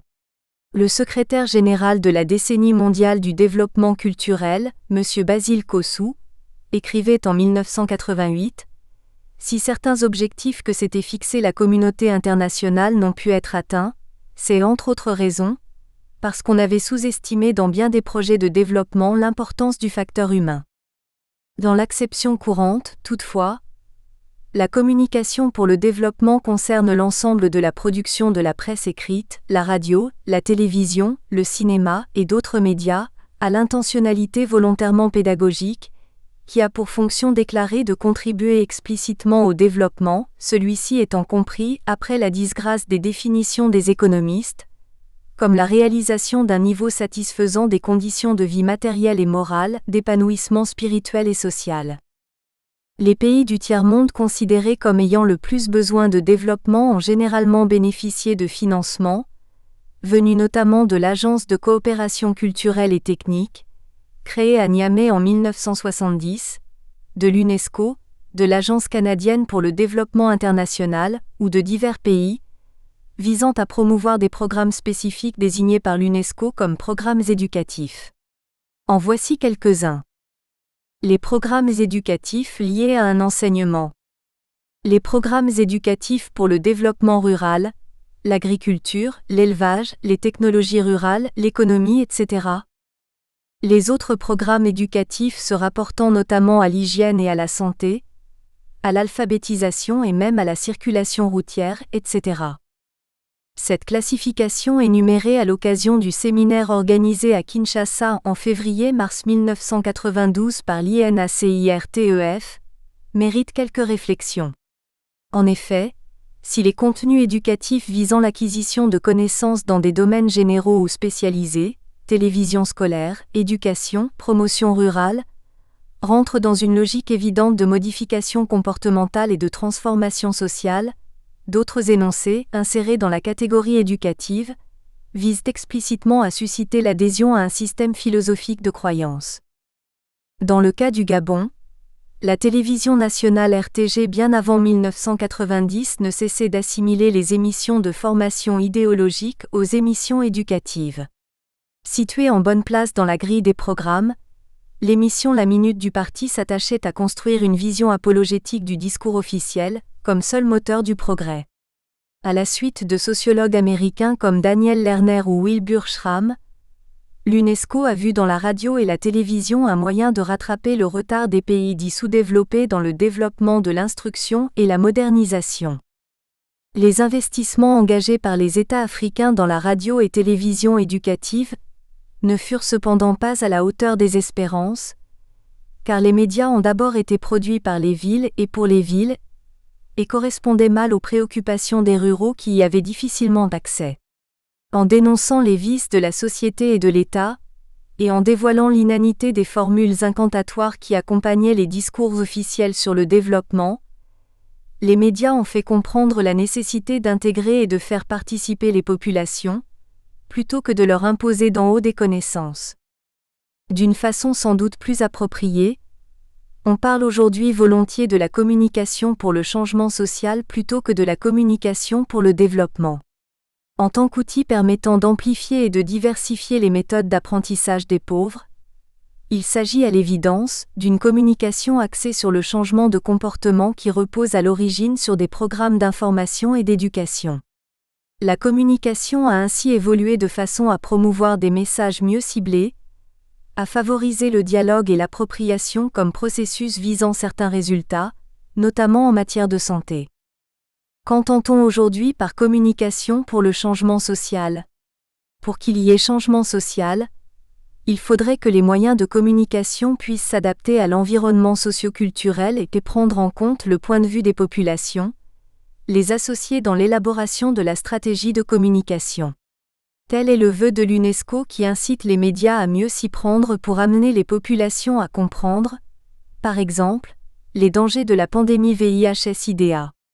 En effet, informer la population ne suffit pas pour la faire adhérer à un projet, qui requiert que chacun puisse être convaincu de participer à son propre niveau et dans son propre environnement.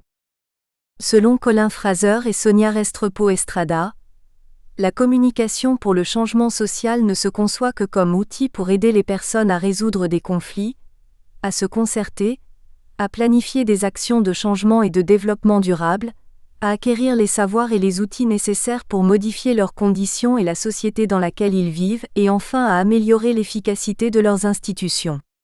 Ainsi, l'approche de la conscientisation développée par Paulo Freire inspire encore les réflexions aujourd'hui, liant indissolublement la communication aux processus sociaux et politiques indispensables au développement, la communauté étant ainsi maîtresse de son propre développement. De façon pragmatique, résume Tudesque, ce modèle cherche à inciter les personnes à dépasser une vision à sens unique. Il encourage plutôt le dialogue basé sur la participation des populations concernées.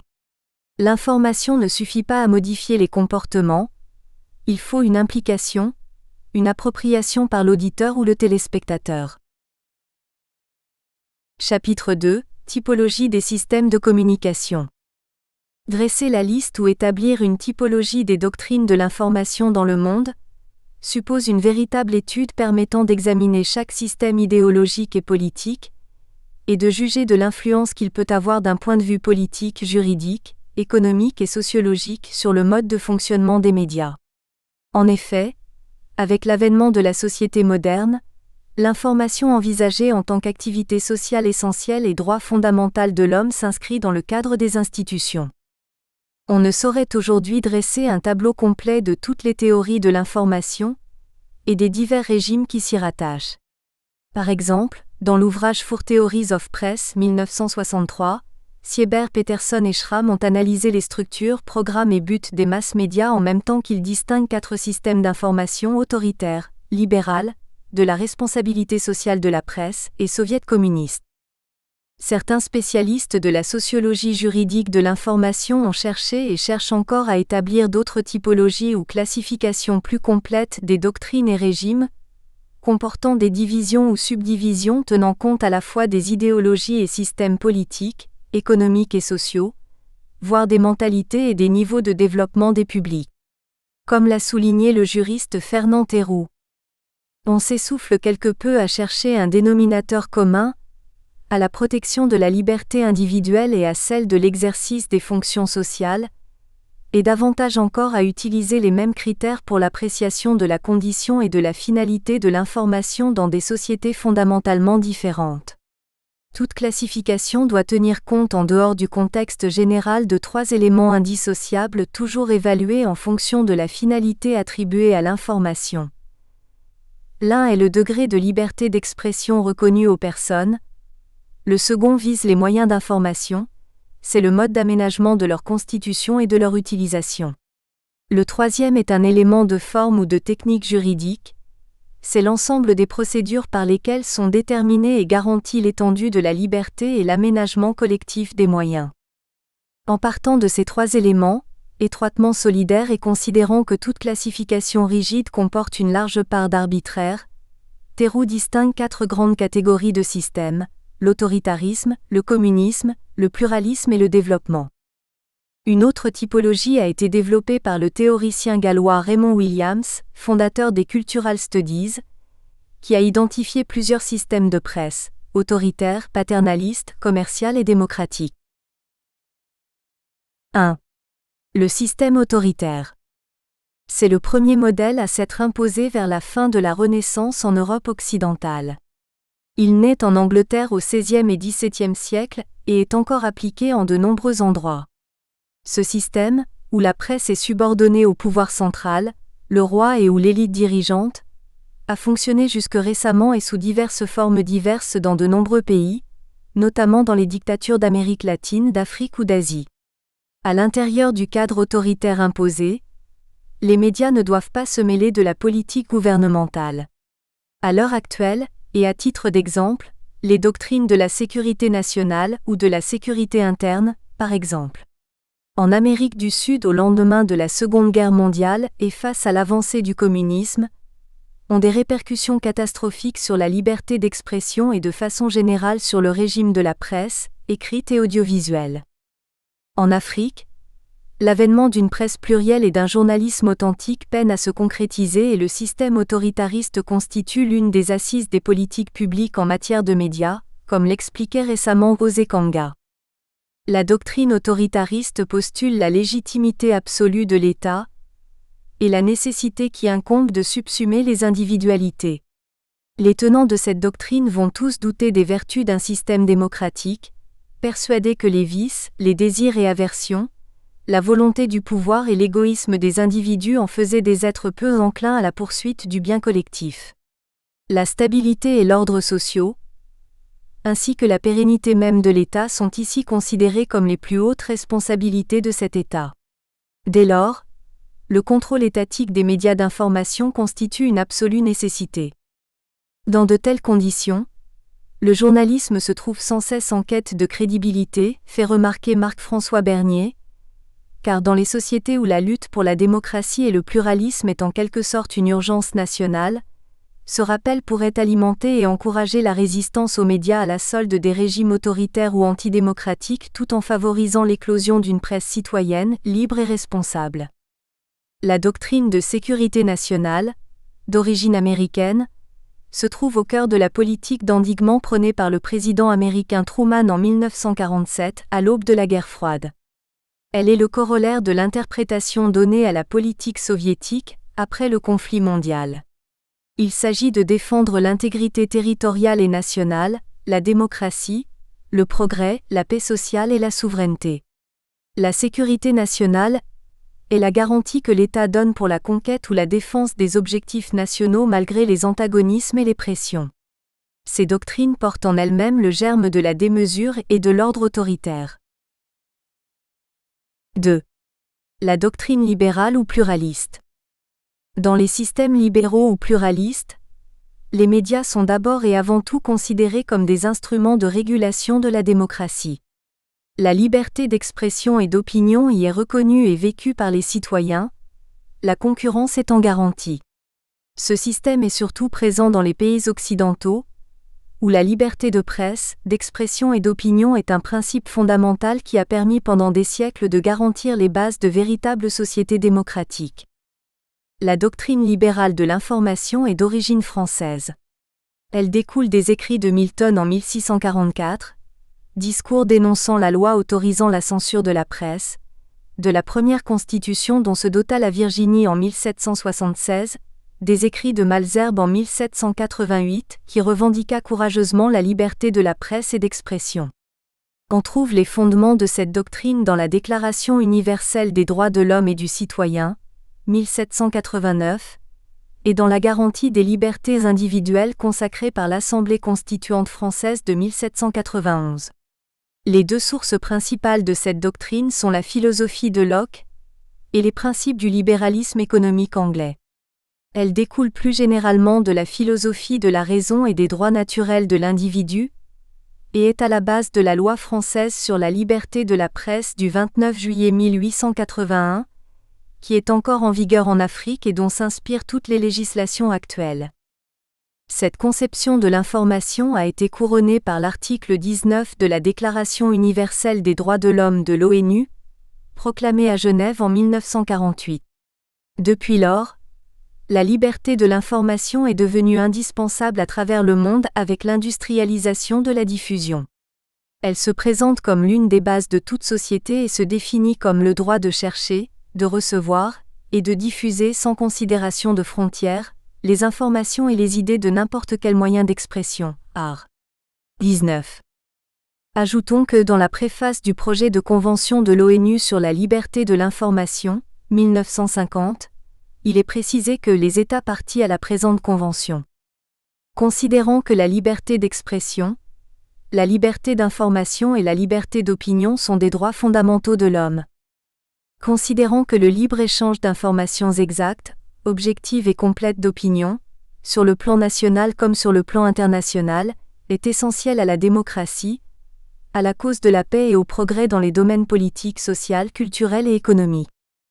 Considérant que la liberté de l'information implique le respect du droit pour toute personne de se former une opinion, par une connaissance aussi complète que possible des faits, désireux d'établir entre eux une collaboration complète afin de garantir des libertés et d'assurer le développement des institutions démocratiques, le développement des relations amicales.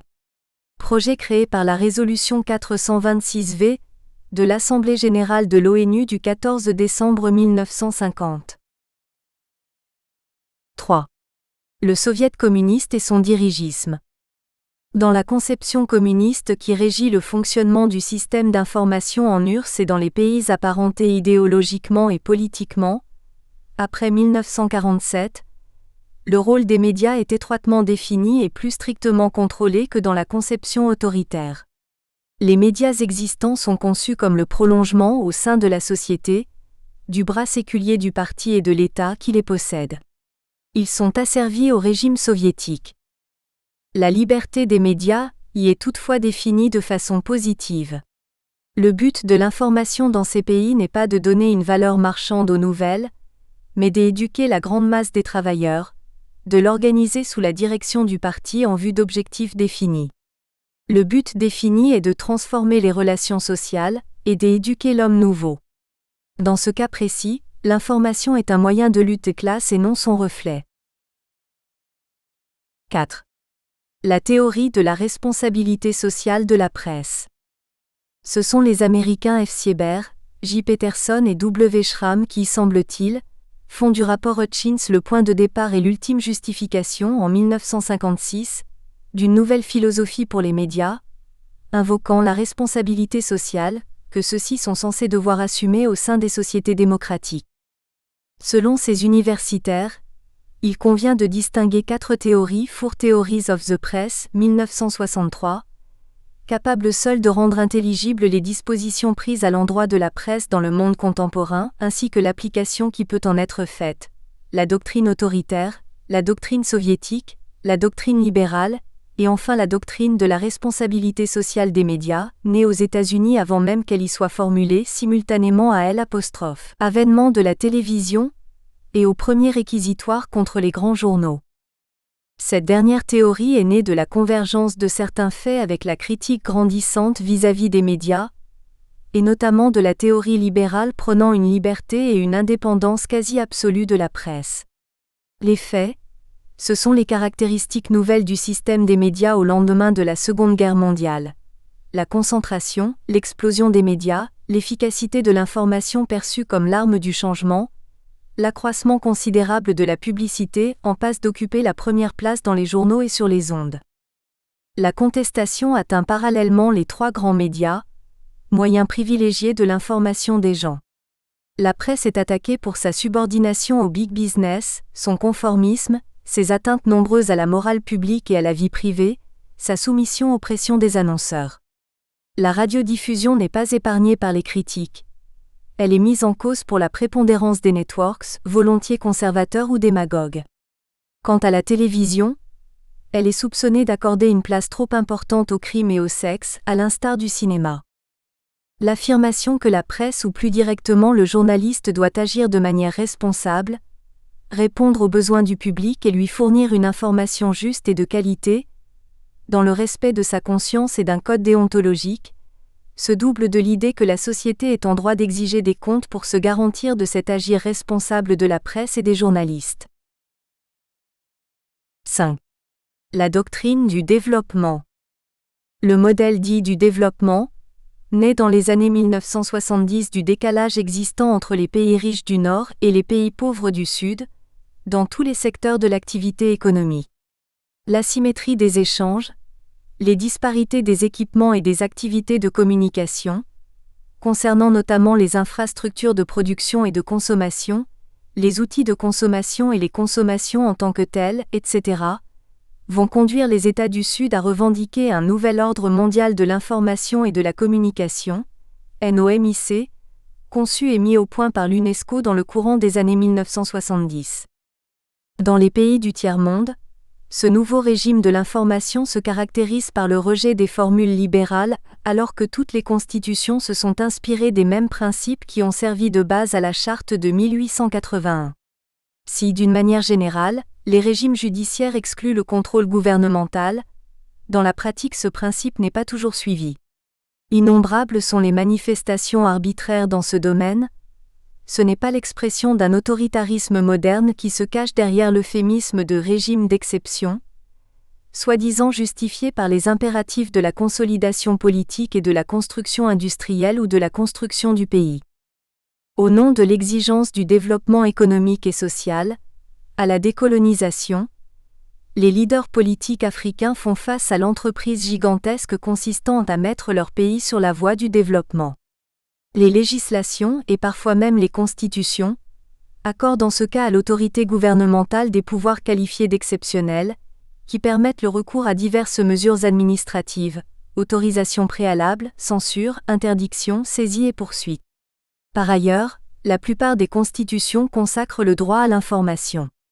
Or le tiers-monde souffre, dans le domaine spécifique de l'information, d'une dépendance aiguë, semblable en tout point de vue à celle qu'il subit sur les plans politiques et économiques. Cette dépendance est une partie intégrante et décisive du système de domination impérialiste, elle est aussi l'une des conditions de sa survie. Cette dépendance se manifeste tout spécialement par le contrôle exercé sur la circulation de l'information par les grandes agences de presse transnationales, principalement les agences nord-américaines UPI et AP, et dans une moindre mesure l'AFP France et Reuters Angleterre, qui opèrent sans aucune entrave dans la plupart des pays sous-développés et leur imposent, au moyen de la manipulation de la nouvelle, une interprétation particulière de la réalité conforme aux intérêts impérialistes. Face à de telles contraintes, la pensée développementiste envisage le développement comme une transition vers une économie moderne, industrielle et une amélioration de la qualité et du niveau de vie. La doctrine développementiste veut que les médias, comme toutes les autres ressources nationales, soient mis au service du développement et donc des initiatives étatiques.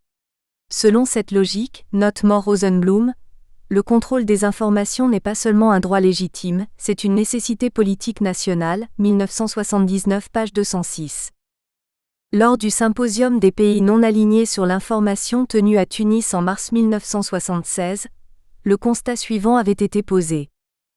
Les peuples du tiers-monde se sont vus pendant des décennies violentés dans leur droit souverain à la libre utilisation de leurs ressources naturelles par l'action des intérêts impérialistes. À l'instar de leurs matières premières, tant au stade de l'extraction qu'à celui de la commercialisation, ils ont été et ils sont dans la majorité des cas contrôlés par des intérêts étrangers. D'autre part, un puissant système de domination impose les règles qui régissent le commerce international au pire de leurs intérêts, et leur développement indépendant se voit limité par des pressions politiques de la part de l'impérialisme. De la même façon, dans le domaine de l'information, les peuples en voie de développement sont victimes d'une domination qui porte atteinte à leurs valeurs culturelles les plus authentiques, qui déforme systématiquement leur réalité, qui limite leur action libératrice et qui, en dernière instance, soumet leurs intérêts aux intérêts de l'impérialisme. Comme l'information dans le monde révèle un déséquilibre qui privilégie les uns et ignore les autres, les pays non alignés et les pays en voie de développement ont la grande responsabilité de modifier cette situation et d'obtenir la décolonisation dans le domaine de l'information aussi bien que l'instauration d'un nouvel ordre international en matière d'information. Armand Matlar a, quant à lui, analysé les divers moyens de diffusion mis en place par les complexes transnationaux et a montré que la prétendue neutralité du développement technologique actuel n'existe pas. Les équipements, les systèmes de communication et même les messages véhiculés constituent, estime-t-il, d'authentiques appareils idéologiques d'État aux mains de l'impérialisme, qui inondent de leurs programmes éducatifs et récréatifs un grand nombre de pays, ceux du tiers-monde en particulier.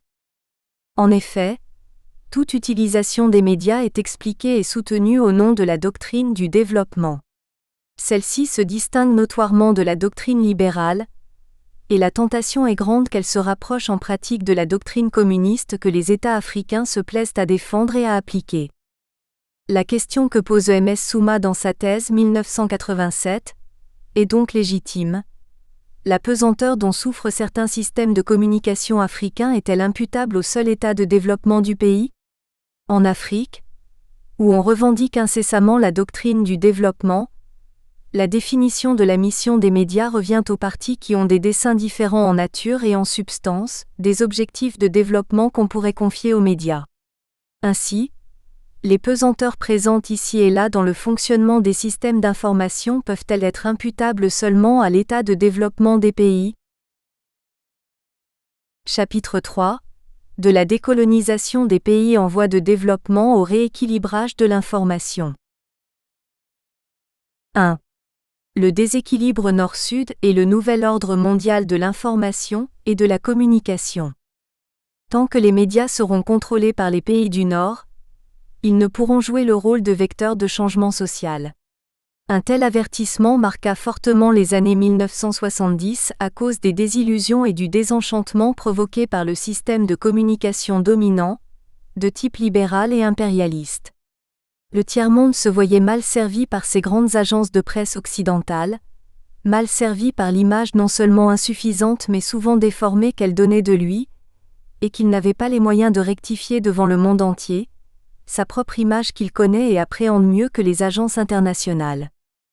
En effet, il est évident que dans les informations diffusées par ces organismes les pays en voie de développement sont désespérément absents, et lorsqu'il y figure c'est pour afficher leur folklore, caricaturer certains de leurs chefs d'État ou encore diffuser des faits humiliants qui inspirent la pitié tels que les famines, les guerres, les catastrophes naturelles. Les coups d'État sont particulièrement appréciés par ces agences. Par contre, tous les efforts entrepris par ces pays en vue de sortir du sous-développement sont bannis, ignorés, occultés volontairement, pour ne laisser apparaître que ce qui paraît grotesque.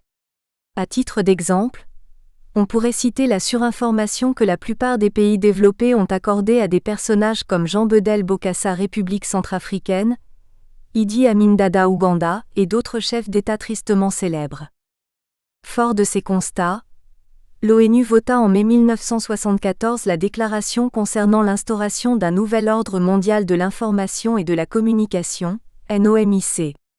L'objectif visé était d'apporter une réponse, fût-elle partielle, aux exigences des pays non alignés. L'idée d'une démocratisation de la communication et d'une égalité d'accès à tous les niveaux était en train de s'affirmer. Le débat international se termina, au moins provisoirement, par le triomphe des tenants de l'ordre dominé par les pays industrialisés, producteurs des moyens modernes de communication. C'est à ce même moment que survinrent les grands bouleversements politiques et économiques de l'après-Seconde Guerre mondiale, bouleversements d'autant plus édifiants qu'ils se fondaient d'une part sur la négation des systèmes caractérisés par l'exclusivité des monopoles exercés sur l'information, exemple des pays de l'Est, et d'autre part sur l'effet d'amplification joué par les médias dans la mobilisation de l'opinion publique africaine entraînée dans les courants de contestation. Dans le fond, l'essentiel des revendications de tous ces pays gravitait autour de la reconquête d'une souveraineté nationale exercée par le peuple, la signification même de la démocratie, en dénonçant l'usurpation du pouvoir des peuples par des nomenclaturas non représentatives des forces présentes. Il est significatif de constater que l'appropriation collective, par l'usage de la liberté d'expression et d'opinion, est une des premières revendications dans chaque cas. Les médias seraient virtuellement à la fois expression et outil de la démocratie. Autour du discours sécuritaire des autorités africaines se développa la thèse défendue par Wilbur Schramm selon laquelle les médias doivent être des leviers du développement et des instruments de la construction nationale. Une thèse qui s'attache à maintenir en permanence la relation entre développement des médias et démocratie. Certes, comme l'a fait remarquer Janusz Ziolkowski, l'introduction de la science et de la technologie provoque des bouleversements sociaux et culturels qui vont de changements mineurs dans les habitudes de consommation jusqu'à des transformations profondes et essentielles dans les attitudes, les croyances, les valeurs et la répartition du pouvoir. Mais, dans cet effort pour garder l'équilibre entre réaliser son autonomie culturelle et bénéficier des progrès technologiques, la nécessité s'impose tout de même de s'arrimer à l'évolution du monde. Malgré toutes les réserves émises sur les dangers du transfert tous azimuts de technologies appropriées, mais lesquelles, Le continent africain tout entier est engagé dans une mouvance de technicisation, plus souvent pour des raisons de prestige de la part des décideurs politiques des États africains que de nécessité fonctionnelle, avec dans de nombreux cas l'aide d'éminents organismes internationaux qui y perçoivent une positivité encourageante. La Conférence générale de l'UNESCO avait donc adopté une nouvelle stratégie de communication qui réaffirmait, entre autres, le principe de libre circulation de l'information, et réitérait que la liberté d'expression doit s'exercer sans entrave. Ce retour à ces principes fondamentaux a rendu à l'UNESCO son autorité morale au sein du système des Nations Unies, comme institution de pointe sur le terrain de la défense de la liberté d'expression et de son corollaire, la liberté de la presse, une composante essentielle de toute société démocratique. Ainsi, se trouvait mieux défini le domaine de compétence de l'UNESCO, pour qui la coopération internationale dans l'éducation, la science, la culture et l'information s'impose comme le moyen le plus propice à l'accomplissement de sa mission. C'est dans ce cadre que se sont situées les initiatives de l'organisation, dont l'action principale réside dans la promotion de l'information et de la communication dans les pays du tiers-monde. On peut attribuer à l'UNESCO le lancement d'un programme d'études et d'une série de projets relatifs à le renforcement des échanges nord-sud, la création de nouvelles structures dans ces pays, l'élaboration des politiques de communication. En effet, conscient des oppositions radicales et des affrontements sur le plan international entre les organisations internationales, l'UNESCO a publié en 1980 le rapport de la commission McBride sur la situation de la communication dans le monde. Le rapport conclut sur le constat qu'il existe un réel déséquilibre en matière des flux d'informations, qui constitue un obstacle au développement et à la souveraineté économique, politique et culturelle des pays. Aussi propose-t-il dans ses conclusions de démocratiser la communication et les ressources de l'information, créer et renforcer les infrastructures nécessaires pour que les pays du Sud puissent participer aux flux de communication, dans des conditions d'égalité, adapter les systèmes de communication et les aspirations de développement intégral, autonome, autogéré et durable des peuples du Sud. Défendre l'identité culturelle par l'ouverture d'espace et l'accès aux ressources permettant le développement autonome des expressions culturelles. Favoriser la mise en place des médias alternatifs et communautaires, axés sur le développement social et fondés sur l'accès à l'information et aux moyens de communication. Préconiser la création d'agences de presse et une meilleure formation des journalistes dans les pays du Sud. Bien que ce rapport ait été le résultat d'un compromis, il ne fut jamais accepté par les deux superpuissances, à savoir les États-Unis et l'URSS, trop soucieux de défendre leur sphère d'influence en pleine guerre froide. En conséquence à ce rapport, les États-Unis y voyaient un danger dans le maintien de son retrait de cette organisation internationale. 2. Le nouvel ordre mondial de l'information et de la communication, une revendication politique. Depuis la Seconde Guerre mondiale et surtout depuis la fin de la décolonisation et l'accession du tiers-monde à l'information, la plupart des pays ont créé leur agence nationale, embryonnaire ou plus développée, mais aucune n'est entrée dans le club des grandes. Dès sa troisième session, mai-juin 1949, la sous-commission de la liberté de l'information et de la presse des Nations Unies avait adopté une résolution recommandant au Conseil économique et social d'accorder une attention particulière aux mesures permettant de favoriser et de développer les entreprises nationales d'information dans les pays où celles-ci sont insuffisamment développées. Depuis quelques années, une évolution a vu le jour aux Nations Unies. Les perspectives y sont moins mauvaises et l'information n'y est plus vraiment un secteur abandonné à lui-même. Comme l'a écrit Roland Jacquard, il existe donc maintenant des riches et des pauvres de l'information. Les agences américaines drainent plus de 65% des nouvelles. Aussi a-t-on assisté à la naissance d'un mot d'ordre exigeant la décolonisation de l'information. C'est dans le cadre de l'UNESCO vers 1972 que ce soulèvement a trouvé son terrain. Il avait germé au cours de diverses conférences organisées en particulier par les pays non alignés. Des études furent commandées, elles ne purent que confirmer un déséquilibre de l'information. Des tentatives de regroupement eurent lieu. En 1975, l'agence yougoslave Tanjug arrivait à réunir plus de 25 agences nationales centre- et sud-américaines, nord-africaines, indiennes. En 1976, l'URSS s'allia avec les pays s'estimant sous-développés en information. La lutte devint plus aiguë et les États-Unis sont alors accusés d'un contrôle totalitaire de l'information. La campagne s'intensifie et devient frontale entre tenants des conceptions marxistes et les autres. Mais si un large consensus se dégage pour dénoncer la situation actuelle et prescrire une reconversion, l'accord s'opère plus difficilement sur l'élaboration de solutions et sur la conception même de l'information. Pour nombre de gouvernants du tiers-monde, en effet, la décolonisation de l'information consiste à confier aux États le soin de recueillir, choisir et diffuser les nouvelles en tenant le plus grand compte des réalités sociales, culturelles, politiques de leur pays. D'où l'exigence d'un choix, que d'aucuns n'hésitèrent pas à qualifier de censure. Dans les pays communistes, et particulièrement en Union soviétique, les considérations de vente, de publicité, de concurrence n'interviennent pas. L'information sur le tiers-monde répond à des préoccupations politiques. Elle n'a pas à coller à la réalité, mais à servir un dessein. Plusieurs auteurs montrent, dès les années 1960, qu'une forte inégalité médiatique existe entre les États à l'échelle mondiale, et ce à deux niveaux. D'une part, les informations sont produites essentiellement par les agences situées dans des États développés. D'autre part, le tiers-monde est peu traité par les médias du Nord et ces derniers en donnent une image négative. Østgaard, 1965, constate ainsi que les flux médiatiques sont orientés des États centraux vers les États périphériques pour des raisons de coût. Transmettre une information d'une région reculée vers une région centrale est plus coûteux que la démarche inverse. Comparant le traitement de l'actualité internationale par des journaux du Nord et du Sud américains, Markham, 1961, met en évidence l'inégalité en termes de volume. Les États-Unis sont très présents dans les journaux sud-américains, les États sud-américains sont très peu présents dans les journaux nord-américains, et la dépendance des journaux sud-américains vis-à-vis de trois agences de presse occidentales, United Press International, Associated Press et AFP.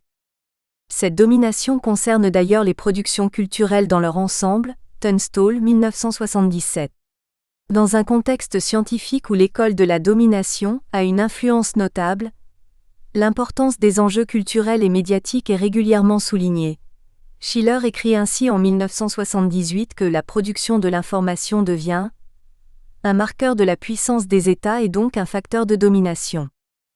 Ce constat d'une double inégalité devient un enjeu politique pour le mouvement des pays non alignés. Schiller, 1978. À la conférence d'Alger en septembre 1973, les pays non alignés adoptent une première résolution dénonçant l'impérialisme culturel. L'un des objectifs est la création d'une agence de presse non alignée. La création de cette dernière est décidée à Lima en 1975 et elle est inaugurée au début 1976. Il s'agit de l'agence yougoslave Tanjug. La revendication est portée devant l'UNESCO, qui défendait alors la libre circulation de l'information. La mise en place par l'UNESCO de la Commission internationale d'études des problèmes de la communication en 1977, présidée par le prix Nobel de la paix Sean MacBride, aboutit à la parution en 1980 du rapport Voix multiples, un seul monde. L'objectif est ambitieux, étudier la totalité des problèmes de communication dans les sociétés modernes. Le constat reprend les arguments des pays non alignés, domination occidentale dans la production de l'information, et les conséquences de cette domination sont clairement rappelées. Certains États puissants et techniquement avancés utilisent leur avance pour exercer un effet de domination culturelle et idéologique qui porte atteinte à l'identité nationale d'autres pays. Du fait que le contenu de l'information est élaboré surtout par les grands pays industrialisés, l'image des pays en développement que reflètent les médias est souvent fausse et déformée. Les recommandations données en fin de rapport restent d'une très grande timidité. Selon Armand et Michel Matlard, la thèse de MacBride a d'une certaine façon servi à la popularisation des thèses de l'économie politique critique de la communication. Les défenseurs du NOMIC y ont en effet trouvé des arguments en faveur de leur projet. Pourtant, selon les termes du rapport, les déséquilibres évidents en matière de communication allait renforcer l'idée que la libre circulation n'était rien de plus qu'un courant à sens unique, et que le principe qui la sous-tendait devait être reformulé pour garantir une circulation libre et équilibrée. L'origine, quelque peu incertaine de ces notions, remonte aux années 50. Elles ont été plus clairement définies à la charnière des années 60 et 70. À ce moment, le déséquilibre entre les courants de nouvelles et d'information entre pays industrialisés et pays en développement était devenu un thème de discussion important dans les réunions internationales, et l'un des enjeux du débat sur les problèmes politiques et économiques fondamentaux du monde contemporain. Le rôle joué par les sociétés multinationales est devenu l'un des thèmes centraux du débat sur la communication internationale. Non seulement ces sociétés mobilisent et transfèrent sur le marché de la communication capitaux et technologies, mais vendent d'innombrables produits de consommation socio-culturelle, qui véhiculent globalement des idées, goûts, préférences et croyances. Ainsi, les multinationales influencent directement l'appareil de production économique des pays où elles exercent leurs activités. Elles interviennent également dans la commercialisation de la culture, et par là même sont en mesure de modifier l'orientation socio-culturelle d'une société dans son ensemble. Les pays non alignés ont joué un rôle essentiel dans l'évolution des idées relatives à la dépendance des médias, au déséquilibre dans la circulation de l'information et les modèles de communication globale, ainsi qu'aux effets négatifs de ce déséquilibre. Ils ont défendu l'idée que la grande majorité des pays sont réduits à l'état de récepteurs passifs de l'information émise par un petit nombre de centres. C'est de cette façon qu'a été formulé l'appel à un nouvel ordre distinct de l'ordre ancien, dans le domaine de la communication et de l'information. Le sentiment qu'un nouvel ordre mondial est aujourd'hui nécessaire part de la conviction que l'information et la communication constituent un élément essentiel des relations internationales dans tous les domaines, et en particulier dans la mise en place d'un nouveau système fondé. Nous espérons que vous avez apprécié cet aperçu. Pour continuer à écouter ce livre audio sur Google Play Livres, utilisez le lien dans la description de la vidéo.